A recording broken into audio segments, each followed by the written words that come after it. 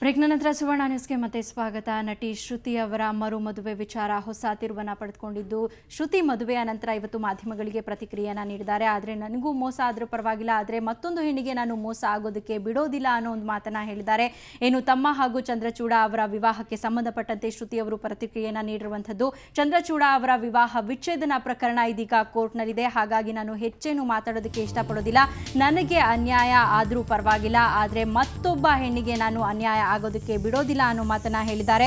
ನನ್ನ ಸಂಕಷ್ಟಕ್ಕೆ ಅತಿಯಾದ ನಂಬಿಕೆಯೇ ಕಾರಣ, ನಾನು ಅತಿಯಾಗಿ ಬೇರೆಯವರನ್ನ ನಂಬಿ ಕೆಟ್ಟೆ ಅಂತ ಅನ್ನೋ ಮಾತನ್ನ ಹೇಳಿದ್ದಾರೆ. ನಾನು ನನಗಾಗಿ ಹೋರಾಟ ಮಾಡೋದಿಲ್ಲ, ಆಕೆಗೆ ನ್ಯಾಯ ಸಿಗಲಿ. ಈ ಒಂದು ಪ್ರಕರಣ ಕೋರ್ಟ್ನಲ್ಲಿದೆ, ಹಾಗಾಗಿ ಈ ಒಂದು ಪ್ರಕರಣ ಕೋರ್ಟ್ನಲ್ಲೇ ಇತ್ಯರ್ಥವಾಗಬೇಕು ಅನ್ನೋ ಮಾತನ್ನ ಶ್ರುತಿ ತಿಳಿಸಿದ್ದಾರೆ.